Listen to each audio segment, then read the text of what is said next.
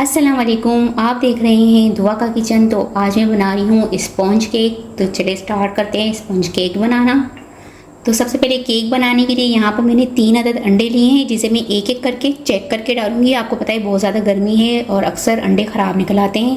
तो एक साथ अगर हम अंडे इसी में डालकर तोड़ लेंगे तो सारे अंडे ख़राब हो जाएंगे, इसलिए मैं एक एक करके तोड़ के डाल रही हूँ। अब यहाँ पर अंडों को मैं अच्छी तरह से फेंट लूँगी।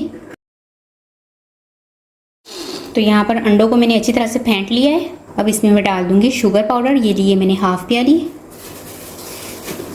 यहाँ पर शुगर पाउडर मैंने ले ली थी और शुगर पाउडर डालने के बाद इसको मैं अच्छी तरह से फेंटूंगी। और इसको हमने इतना फेंटना है कि क्रीमी, इसका जो टेक्सचर है वो बिल्कुल क्रीमी सा हो जाए।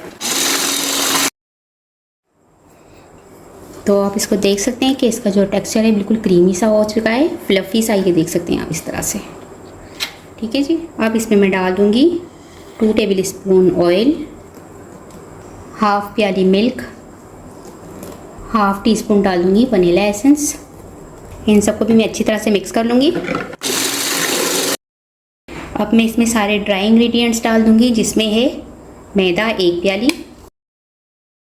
1.5 table spoon baking powder, 2 pinch baking soda. अब इन सबको मैं छान लूँगी अच्छी तरह से। तो ये देखें इस तरह से अगर आप छान लेते हैं तो ये जो गुठलियाँ सी है वो रह जाती है, उसको आप आगे में इस तरह से छान सकते हैं। तो इसको अपने स्पून की मदद से छान रही हूँ। तो मैं अच्छी तरह से मिक्स कर लूँगी। तो ये आप देख सकते हैं कि बैटर अच्छे से मिक्स हो चुका है। अब मैं इसको डाल दूँगी केक टिन में। यहाँ पर एक केक टिन ले लिया है मैंने। इसमें लगा दूँगी बटर पेपर। अगर बटर पेपर ना हो आपके पास तो आप इस पर ऑयल ग्रीस करके ऊपर से थोड़ा सा मैदा छिड़क कर चारों तरफ से छिड़क सकते हैं और उसके बाद आप इसमें बैटर डाल सकते हैं। ठीक है जी। तो बस अब मैं इस पर ऑयल ग्रीस कर दूँगी। तो इस पर मैंने ऑयल अच्छे से ग्रीस कर लिया है। अब सारा बैटर मैं टिन में डाल दूँगी। अब टिन को थोड़ा सा मैं टैप कर लूँगी ताकि इसमें जो बबल्स भी हों वो भी ख़त्म हो जाए। अब इसे बेक करने के लिए रख दूँगी और बेक करूँगी मैं इसको कढ़ाई के अंदर। तो कढ़ाई को मैंने प्री हीट होने के लिए रख दिया था 10 मिनट पहले ही। अब इसको मैं कढ़ाई के अंदर रख दूँगी।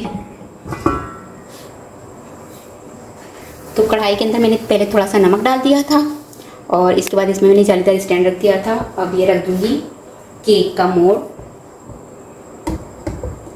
और इसे 45 मिनट के लिए हम बेक होने देंगे। तो केक को बेक होते हुए यहाँ पर 45 मिनट हो चुके हैं, जो कि मैं आपको दिखाती भी हूँ।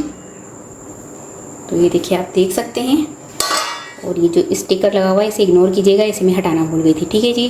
अब मैं आपको स्टिक्स की मदद से भी दिखा देती हूँ आपको कि ये अंदर से बेक हुआ है या नहीं।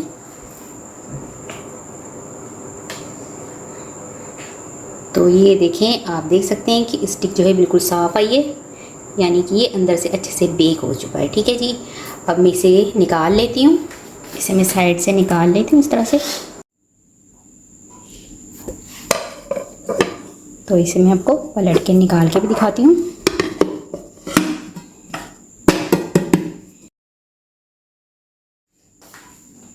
पेपर हटा दूँ।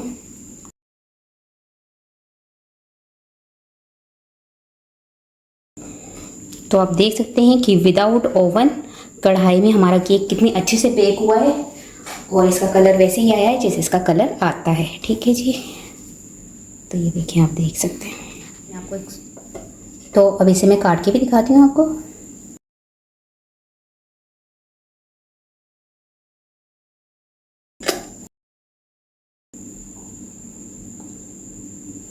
तो ये आप देख सकते हैं कितना स्पॉन्जी सा बना है ये केक। ये देखिए, और ये बिल्कुल हमने विदाउट ओवन बनाया है। ठीक है जी। और देख लें आप। तो उम्मीद है आपको ये केक की रेसिपी ज़रूर पसंद आई होगी। रेसिपी पसंद आए तो मुझे कमेंट से बताइएगा कैसी लगी रेसिपी। वीडियो पसंद आए तो इसे लाइक कीजिएगा, चैनल को सब्सक्राइब कीजिएगा, फैमिली फ्रेंड्स के साथ शेयर कीजिएगा। आपसे मिलूंगी अगली वीडियो में। जब तक के लिए अल्लाह हाफिज़।